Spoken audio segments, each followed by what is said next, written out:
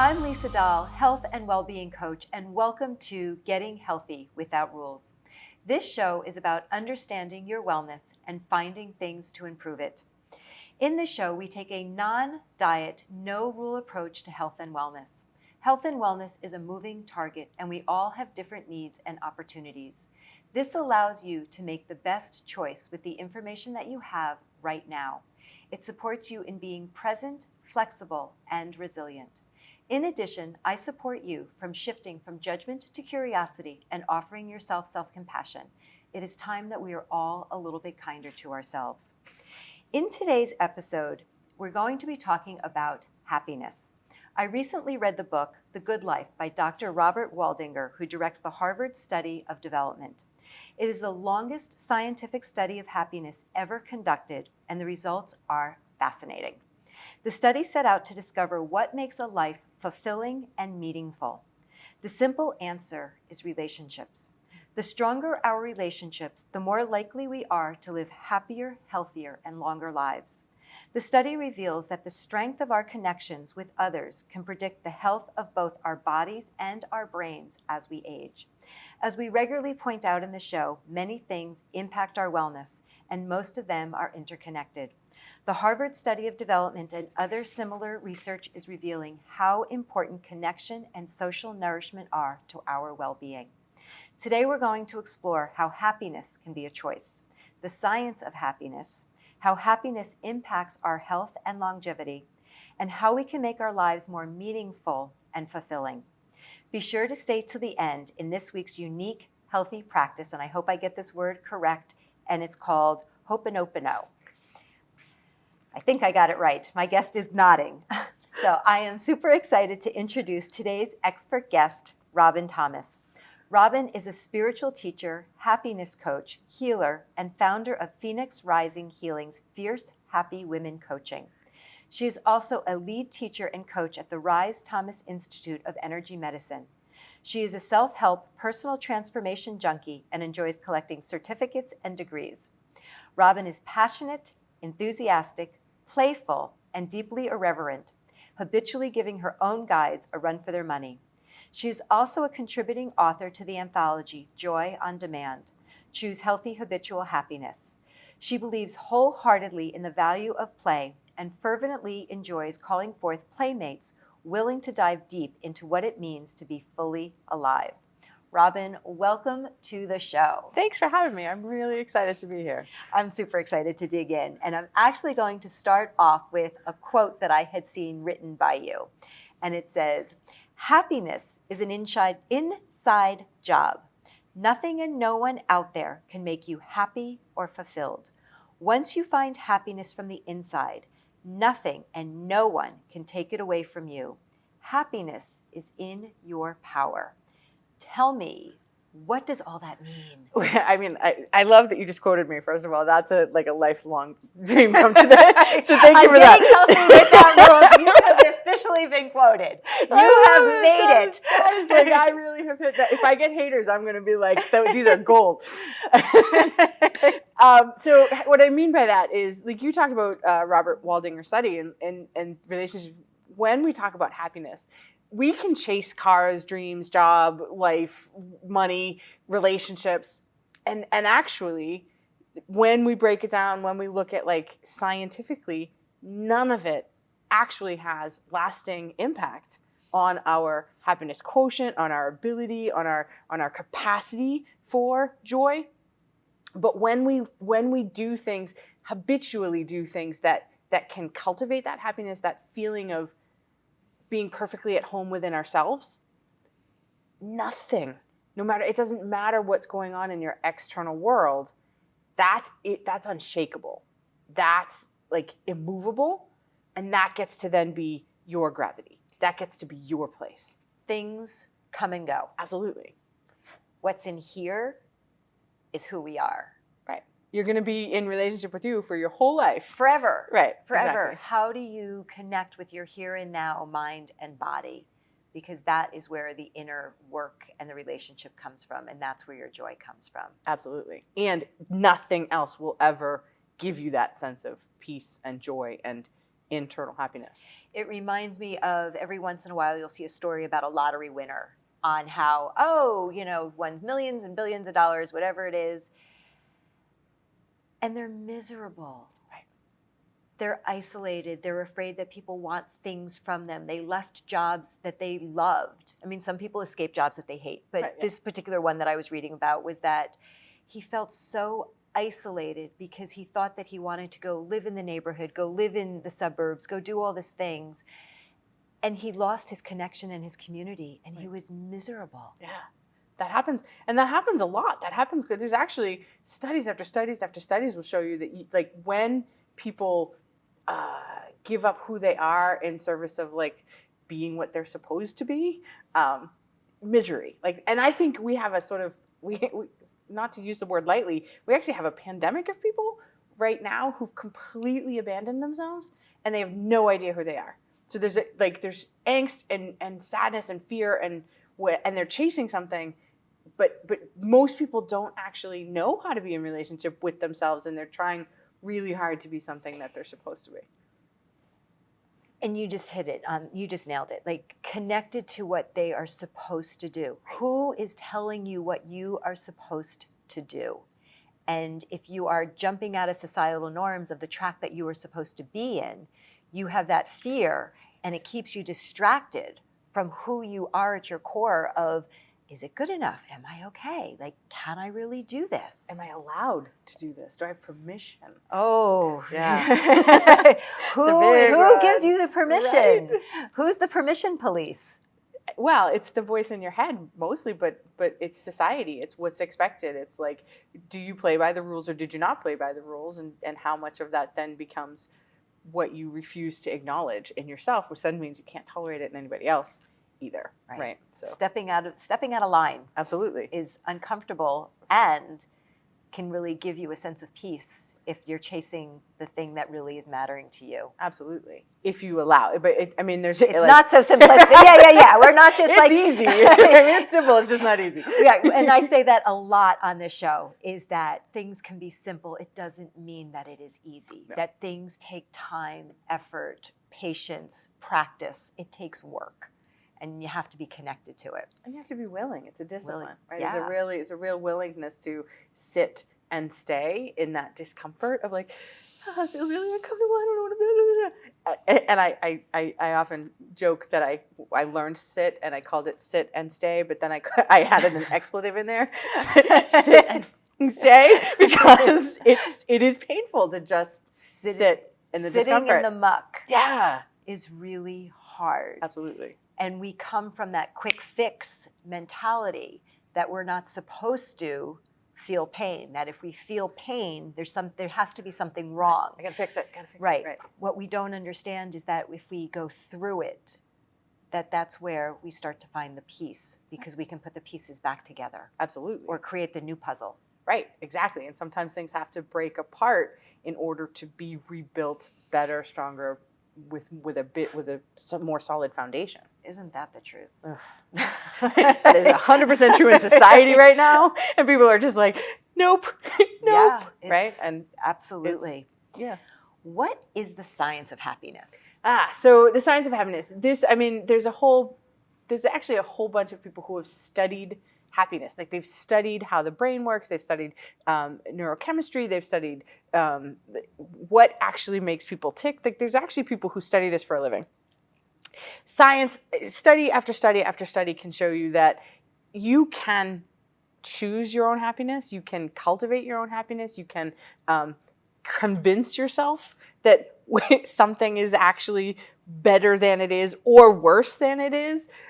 There was one, I can't remember the name of the man who did the experiment, but he did an experiment where he pulled all these people into a room and he told them that there were these art prints, that everybody was going to get an art print. It was really valuable. It was amazing. They could only have let's say 2 art prints. And he convinced them that the one that they wanted was not the one that they should pick, to the point that they took whatever they got, they were like, this is the one I wanted all along. This is the one. They didn't even know what they wanted. Exactly. They were so convinced. But then when he did another experiment with people who couldn't even remember what they wanted, they still clung to the fact that this was the one I have, so this is the one I wanted, and this is the happiness I have. Like, so what he was showing was manufactured happiness or innate organic happiness, it has the same frequency, same biochemistry, same endorphins that get released in your brain. So there's no difference in it. It's really just a matter of like, how do you want to show up in this moment, and how is that the best thing that's ever happened for you? Mindset. Absolutely. Carol Dweck read a whole book on mindset, right? Yeah. I mean, it's funny. I was just talking about, I'm studying for a test, and I have been knee-high in mindset for the last 48 hours. So all of a sudden it's like, oh, what an interesting conversation. I can talk all about that. Absolutely. What does it mean that life happens for us, not to us? So the short answer is nothing in your life has ever happened to you. It has only ever happened for your growth, for your path, for your joy, for your soul's evolution. Like, we come to this planet with a mission. Our souls actually have a mission to be here. And there's a reason that we're here right now in this moment. Without getting too esoteric about it, that's the truth. And so when we have a mission, our soul in the soul plane has never been anything but love, joy, peace, connected, fulfilled, happy, peace. So we decide to make these, like, I'm going to learn about abandonment this time, and I'm going to learn about crippling insecurities and whatever it is, because it's all love. It's all love. So we come down to the earth of the School of Hard Knocks, where we get battered around a little bit. Always to help us move forward in some way. We may not necessarily be able to see that at the time. Gabor Mate talks about trauma. He talks about big T trauma, which are the kind of things we think of traditionally as trauma. And then there's little T trauma, which is anytime you've ever been told who you are is not okay. Which, so think about how many times, a million times a day that happens. All the time. Always you have a choice point in that moment. So when big T trauma happens, those are the big ones. Those are the soul contracts. They moved you forward. There's a before and an after.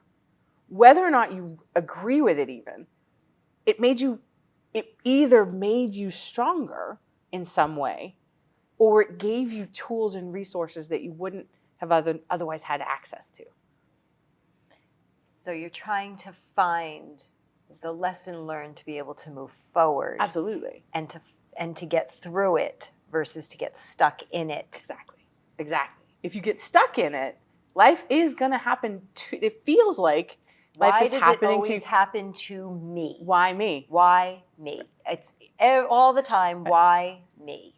I use this example all the time, not to be anything other than respectful, but do you remember in, 94 at the Olympics when Nancy Kerrigan got injured? Do you remember the whole drama in Nancy Kerrigan? Oh, yeah. Right? Exactly. That's my age. Exactly. I'm 57. That was like my age. Exactly. So I remember for days and days and days on end, all the newsfeed had was Nancy Kerrigan going, why? Right? And we're not belittling the scenario. Not at all. Not at all. So don't misunderstand that. Yes. No. But it's sort of become now that sort of, it's not comical, but it can be. That happened to her. And ultimately, she got to go to the Olympics, and nobody would know Nancy Kerrigan now if that didn't actually happen. We could argue that happened for her, not to her. But at the time, it really felt like it happened to her. So it is about perspective and your mindset on how you want to view a scenario. Absolutely. So it can be the poor me, or it could be, what can I learn? How can I move forward? Because this is going to, if I follow my hopes and dreams, it's going to get me to where I want to be, which is about joy and acceptance and happiness. Absolutely. Einstein is quoted as saying, the single biggest decision we make is whether we think we live in a friendly universe or a hostile one, right? If we live in a friendly universe, nothing has happened to us. It's all for us. Then you can say, how is this for me? If you ask even just that question, you change your perspective. If we live in a hostile universe, now you are victim. Now you are like at the mercy of the fates. You're living in defense. Exactly. Which you can't grow, you can't become, you can't enjoy, you can't get to that internal peace if you're in defense. It's such an interesting perspective, right? It's a tricky choice. way. Yeah, and it's exactly. a choice. Exactly. It's how do you want to show up? How do you, going back to that, you have a choice to be able to choose happiness. Absolutely. What makes for a happy and fulfilling life? I mean, that's really very personal. Now, again, science will show that there are certain traits of happy people that are kind of universal. In general, happy people are optimistic and have a sort of a pretty optimistic or hopeful outlook on things. In general, happy people express gratitude. I remember when I was in the darkest of my dark days, I had very little actually that was joyful, or I was really dark and lost. And I started a gratitude practice. I mean, I had been doing this work for a little while anyway, so I really sort of was like, okay, let's put rubber to road. You're in the middle of this. What are we going to do? And so I started a gratitude practice. And some days my gratitude practice was like, I'm grateful I didn't get bit by the dog today. I didn't even have a dog. You were grasping, but just changing that thought that there has to be something positive going on. Right. So gratitude, the universe runs on love and gratitude. Those are the frequencies that the universe really, that's it.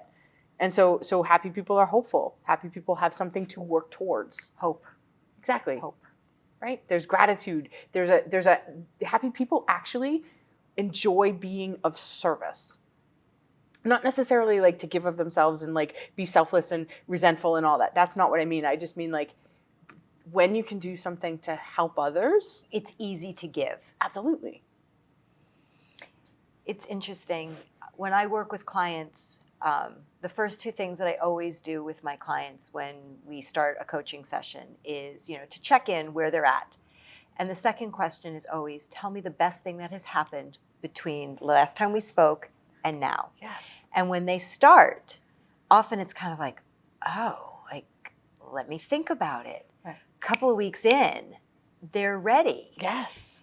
And what's interesting is like sometimes, they're getting medical treatment for something and they'll say, I'm so used to going in and telling about everything that is wrong. Right. Nobody ever has asked me what's going right. And she said, I've started to notice that by focusing on what is right or how I am feeling on a positive side or finding that snippet, I'm feeling it different in my energy. Absolutely. And that's actually changing the chemistry in your brain. It's actually rewiring neural pathways. Right. Again, that's when we talk about the science of happiness, that's what we're talking about is like your brain has this something called the reticular activating system. It's in your brain. It's designed to pick out the things it thinks you want. When you feed it constant negative news, it's going to bring it. Oh, look at all the terrible things. It's like the red car. Exactly. Haven't seen a red car, and all of a sudden you're driving down the highway, and like, oh, there's a red car. There's a red car. It knows to look at those things. Exactly. You can train it. Exactly. To look for the positive, the uplifting, the things that are to be grateful for in your life. Absolutely. And that then change. It's like changing your algorithm. It's like you're going to bump your newsfeed. It's the same thing. And we have control over it. Absolutely. It's the one thing we do have control over, actually. And it makes a difference. One of my core foundations in working with clients is non-judgmental self-awareness, shifting from judgment to curiosity. A large component of your work is teaching your clients to really love all parts of themselves fully and without judgment. Tell me about your process. I mean, so I will ask always, I'll ask my clients whatever they feel. I'll just ask them to feel it. I'll bring it into your heart, and I'll actually ask my clients to turn the volume up on that feeling.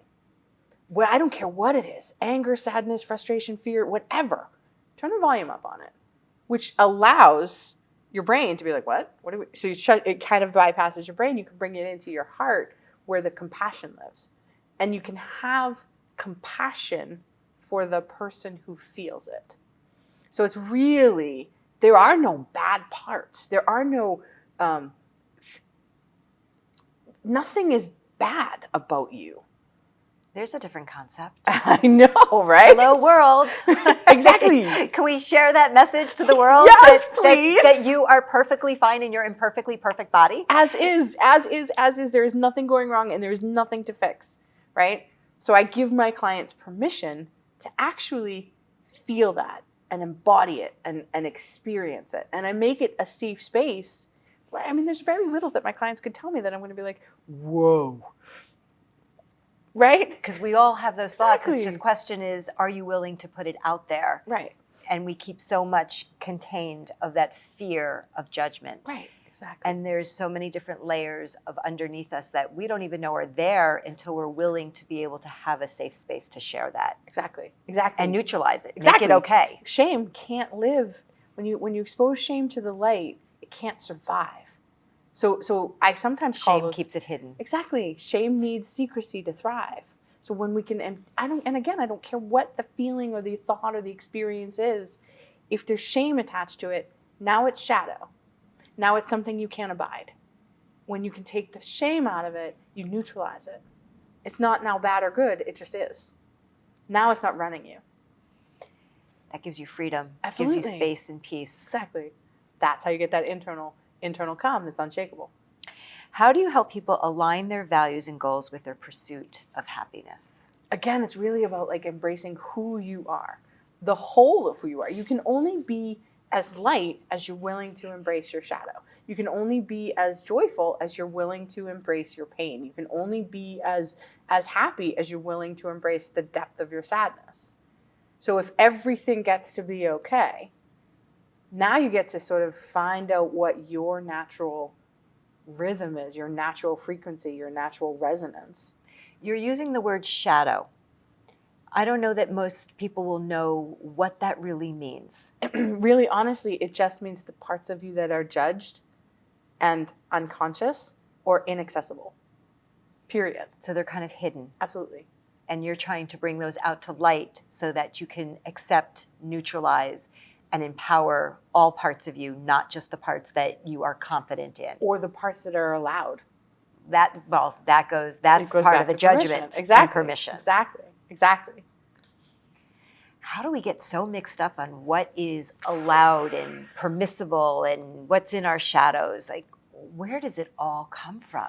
Well, okay, so we're at this sort of crossroads where for generations, people are like, this is how things are done in this family. And this is not throwing shade at any family. This is not anything. But like for generations, we've had, this is what women are supposed to be. For thousands of years, that's been true, right? We exiled the Shekinah in 5,000 years ago. So that's been one part. But we also exiled the masculine at the same time. It just took a few more years to catch up to that. So we have generations of people who have never been taught who they are is okay, who have never been taught to feel feelings, who have never been taught to have a relationship with themselves in any way, and they've been taught this is what it is, and you do this is how we do things. So we're at this crossroads of like, we finally have enough generations that can say, maybe not that's true, maybe yeah, that worked for you, but it doesn't. So we finally have enough space that now we've got like a whole bunch of like little kids, like the younger generations are completely these open, beautiful, amazing souls. But our job is to heal. Our job is to clean out the stuff that doesn't work and actually ask our belief systems, is this true? Autonomy. Right. That's our job so that they can be themselves without our BS getting in the way. Right. That's how we heal it. Because we come with a whole bucket full of it all. Absolutely. Right. Relationships are key to happiness. Which comes first, our relationship with ourselves or with others? Relationship with self. You can't even be in a relationship with someone else if you don't have a relationship with yourself first. So what happens when somebody feels really lonely, isolated? How do they start to create a relationship with themselves when they feel so alone? I think, that's a real tricky question. I work really hard to give myself what it is I'm looking for. I've been single now for probably 6 years or something. Like I'm happily single. But when I was in the middle of the darkness, when I was really just starting to come into this, I sat with myself, and I had the relationship with myself or with the God of my understanding that I wanted with a partner. Like I would talk to God as if it was my best friend, and I would say to myself, or I would write myself letters, or I would do mirror work. I look myself in my eyes and be like, hey, I love you. You're okay. And at first I was like, you'll do. You're okay. You don't suck. And that's, I talk about a ladder. Yeah. You can't go from, hatred to love 6 rungs up. You have to start with something that your brain is willing to believe. Something simple. Right. I'm not there yet, or I'm learning to, whatever that goal is. Like I'm learning to be able to accept myself. I'm open to the possibility that maybe someday I might be able to get there. Yes. Right. Because that's believable to your brain. Right. You can't say, well, I love every inch of my body. That's not going to be true yet. And it's going to set you up for failure. It's going to set you up for more guilt and more shame and more internal criticism, right? Elizabeth Gilbert did, when she went, it's dark for a long time after her partner died and whatever. So she talks about this a lot, actually. She talks about, she said, okay, if God can do all things, then I'm just going to have a relationship with God. And she would write these long love letters. And sometimes it was anger letters. And she just wrote, she's a writer. She talks about this process of her going through this, of learning to love herself and be in a relationship with herself. And she said it was arduous and painful and challenging. And every single time she wanted to go outward, that was another invitation for her to come in. Looking for solace in another human being. Absolutely. Versus trying to cultivate that challenging relationship with herself. Absolutely. And it's not all peaches. Like every relationship, it's not all peaches and cream, right? Nothing is. You're going to fight with yourself. Sometimes you need to go to separate corners. And how do you do that without beating yourself into submission and anger, and bring in the compassion that's part of common humanity, that you are not isolated or alone? Yeah. I started talking to myself as if I was 5. That's we've had this conversation before, and that is one of my all-time favorite things that I have learned from you. Share what the exercise is. So I even have this on my desk now. I have a little picture of me, and I think the picture that I have right now is 2 or 3, because that's the age I was working with. But I see her every day, and I look at her, and I'm like, okay, if I said to this 2 or 3-year-old what I say to myself I would be arrested, right? So I started talking to myself as be like, hey, it's totally okay that you messed this up. Maybe it's okay, we're learning. And I sit with her every single day, and I just ask, if I'm anxious, if I'm upset, if I'm frustrated, I'm just like, hey, what do you need? How can I help you? How can I help you be safe?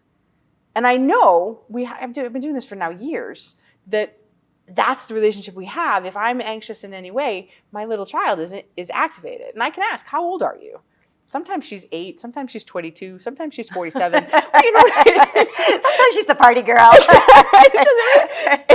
But it really is me having the dialogue and asking the question and just being like, you're totally okay. Maybe we made a mistake. We learn. And I talk to her as if I'm talking to my daughter or whatever, And that harshness is gone. That nastiness is gone, because you would, as a parent, we all lose our temper. Right. Our ultimate belief, though, is to care and comfort and to come from a kindness. And even when we screw up, it still comes from an act of love and kindness. Right. And when you look at that picture and you view it as yourself, it changes the language, because you wouldn't know, it's child abuse. Exactly. You would never say that to yourself. You would never say that to anybody. Anybody. And if you can't resonate, I have an internal child, so I can resonate with a little kid image. But if you can't resonate with a little kid image, I have a client who just is like, I can't see that as me. I'm like, well, how would you talk to your best friend? Right. And it sounds so trite. Right. And it's true. Mm-hmm. You would never use that harsh language to your best friend who called you and said, I can't believe I did this, and this. Right. And you're just listening, and you just normalize it and accept it, right, and reflect back. You don't go into a tirade of you are X, Y, Z. Right.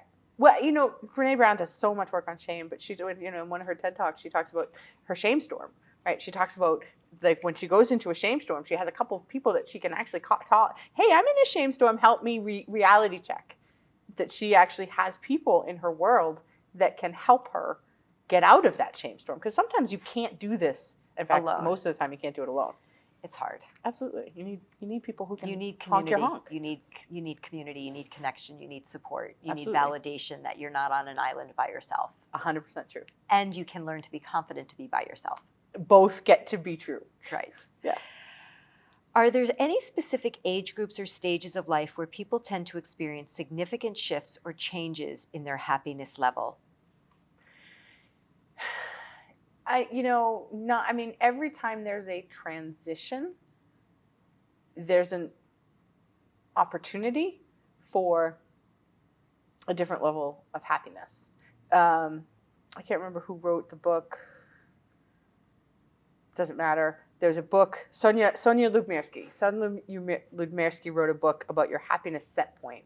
She talked about the how of happiness, I think is the book. And she talked about like 60-something% of your happiness quotient is genetics.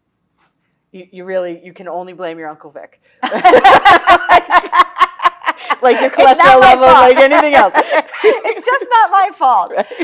But we're laughing. Right. And and the validity of it is that what I'm hearing is that for those of us that have a predisposition to not be happy, have to work harder. Is that what you're saying? Like, what do you do with that information? Well, but then there's still, it's actually 50% is your genetic makeup, 10% is external circumstances. But if it happened longer than 3 months ago, even the external circumstances they're not in your day to day unless you pick them up and carry them. So that's 60% that's not yours, but that's 40% that is. And so I actually see that as like, holy crap, that's almost half of my makeup is my own choice. So there's perspective. Exactly. There's perspective again. Exactly. Because the way that you were addressing the conversation of going like, well, what do you do with that 60%? You're like, turn it around and say like, hey, 40%, I've got control. Right. I can max out 40% of my happiness quotient. Holy cow, I'm going to be a wildly enthusiastic, crazy person. Here you are. How someone introduced me recently. Here you are. How do you help individuals that are navigating transition, and how do you get through it successfully? So whenever there's a transition, it's an invitation to come into relationship with self. Again, it's always an invitation. But so when there's transition, when there's like I was this, now I'm not this. Who am I? Who am I? I mean, that happens when the kids go to college. That happens when you suddenly have a relationship with a spouse and you're like, do we even divorce, like each other? Right. It's divorce, right, a new job, empty nest. Like your kids go through it. Anytime there's a transition from, let's say my daughter just graduated from elementary school, she's going to middle school next year. That's a transition for her, right? Anytime there's a transition in your life, it's an opportunity to take stock. It's an opportunity to be like, who am I? Do I really love this person? Am I really in love with this person or not? And if you're not, then it gets to be your passion project. All right, I really want to find out what this, and when you're in love with someone, it's like even the cutest stupid things, it's silly. That's so silly. You just did that thing. That's adorable that you did that. And you want to kiss them on the forehead because they're like, oh my God, that's so impossibly cute. That's how we sort of can be with ourselves. If you're not that, it's an invitation to ask, why not? What keeps you stuck? Absolutely. Why, because you get to choose. Exactly. Why do you want to go left versus right? Do you want to argue for your pain? Do you want to argue for your victimhood? You can do it all day long. I mean, Byron Katie says you can argue with reality and you will only lose 100% of the time, right? So why not choose yourself? Why not choose yourself? Why not choose, how do I feel in this moment? How do I want to feel? How do I want to feel? So I'm curious. Your daughter is what? She's just about to be 11. 11. What is her perspective? What is, because 11, they start to have their own perspective, and you can be as happy and content as you want. She has her own 40%. Yep. She probably has higher than 40% because you're super happy. So we're going to give her a little bit more than 40% genetically. Sure. What does she do with all this? So there's, If that's okay to ask. yeah, it's totally fine. Okay. She's funny. She's very funny. She is a little parrot. So there's, on the one hand, I will hear her talking to her friends or be like, well, how does that make you feel?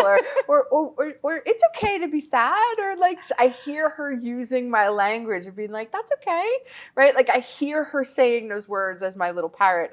And also, she also is struggling with some body image and she's just slightly neurodivergent in the sense that she has some attentional challenges and some reflex integration stuff that we're working on. So she sees herself as other. So she's really trying to find her place, because at home when she's with us, she's completely confident and supported, and she knows that she's loved and adored, and like she knows that. But then she goes out with her peer group, and she knows she doesn't quite fit the mold.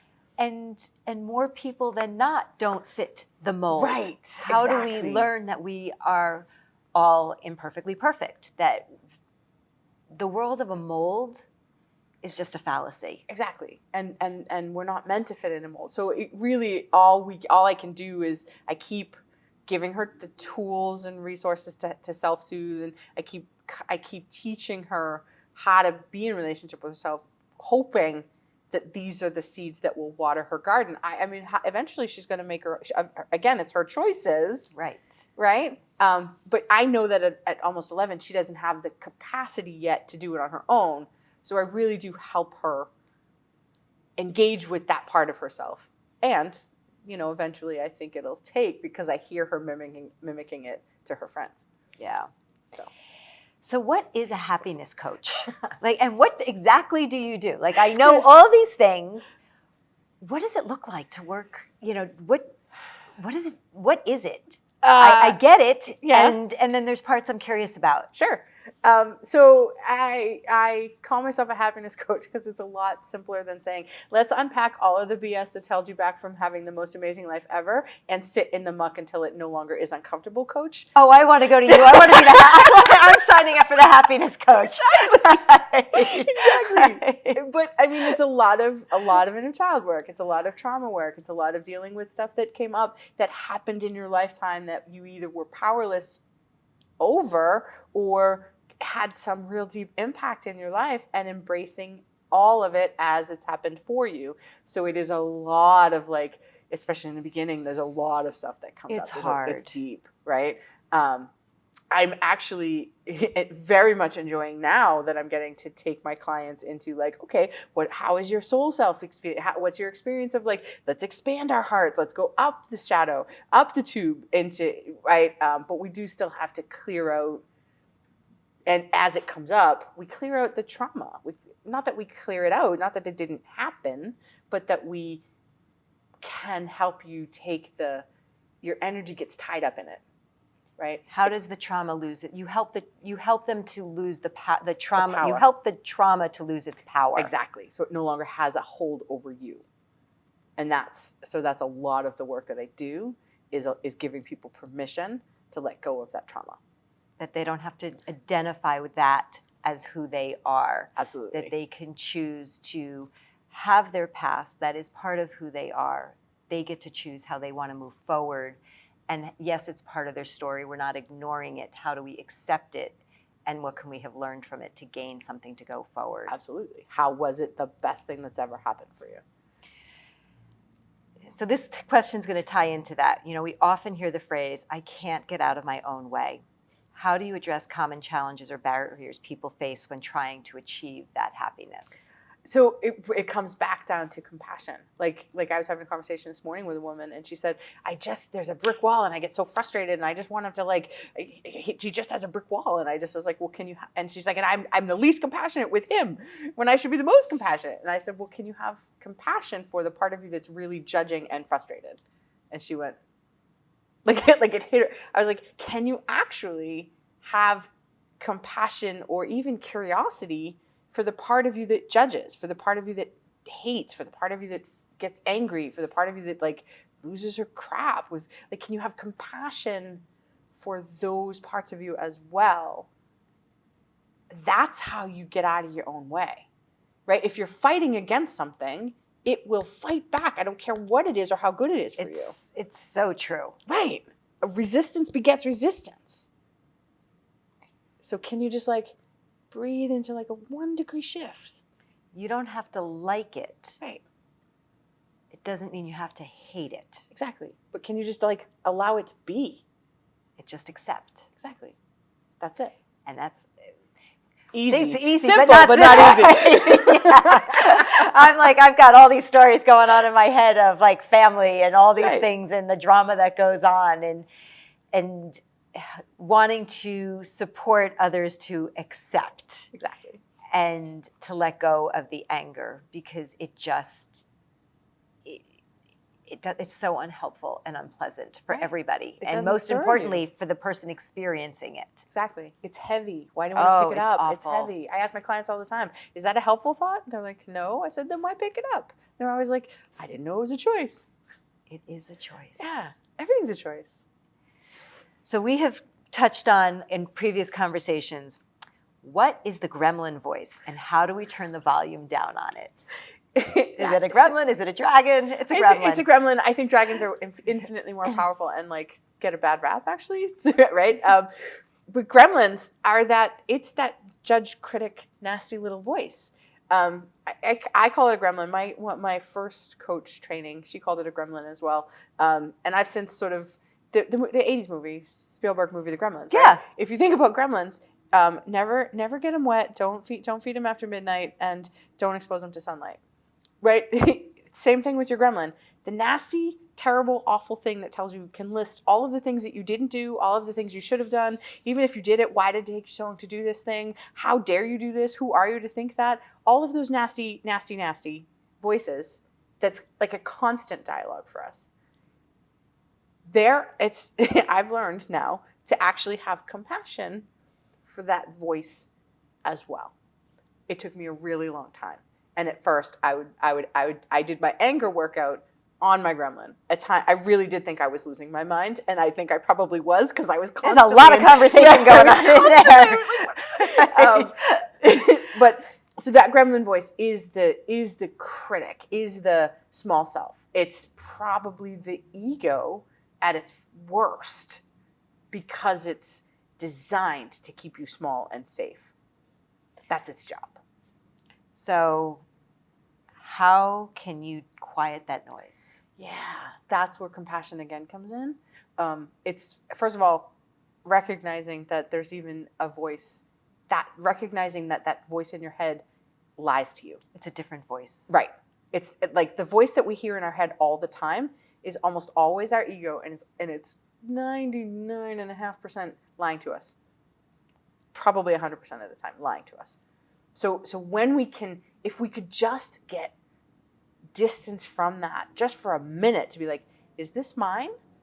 Like, whose voice is this? Who is this? Again, is this belief? Is this thought? Is this idea helpful? Does it make me feel good to think this thought?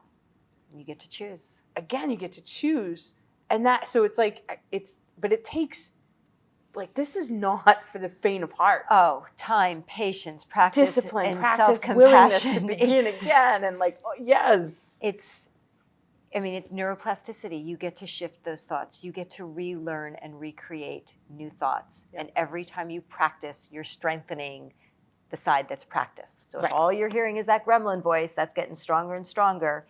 If you're like, okay, I hear that voice, what is it that you can say? Like, do you have, how do you create a list of responses? So in the very beginning, when I was really starting to, at first I was like, wow, that's not, someone said to me, you have a choice. And I was like, what are you talking about? I was like, the voice in your head, you don't have to listen to that voice. I was like, shut the door, make them go away. It didn't even compute that was an option for me. So I started asking the question, is this mine? That really was, and I also started my Ho'oponopono practice, which we'll talk about in a minute. I used to make a list. I used to set up like a 2-minute drill. I'd set minute timer for 2 minutes and make a list of, let's say, 1 through 25 of reasons I'm a good person, reasons I like myself, whatever it was that my voice was. Because the negative list comes out, you don't even need to sit and set a timer. You can do that right off the top of your head. Exactly. And sometimes I did that. Like when I was really getting distance from it, I would give the gremlin 2 minutes to talk about as awful as she wanted to be. Get it all out. Exactly. Blah. And then I would do a 2-minute drill for like, why I'm a good person or whatever. And the first time I did that, it took me, I don't know, 10.5 minutes to get to 25 things. Like I set the timer, 2 minutes went and gone. I had 4 things on the list. I was like, we can do better. I'm in charge. I can change I can change the rules. And I was committed to changing it because I was so tired of that pain that I sat with it for 10 minutes. It was painful. I was crying. It was awful. And, sideways tears. And eventually it got easier. But that 2-minute drill, it's a break state. It's a change in the energy, which is what kind of sometimes you need to poke a hole in the hamster wheel. Sitting in the muck. Absolutely. Absolutely.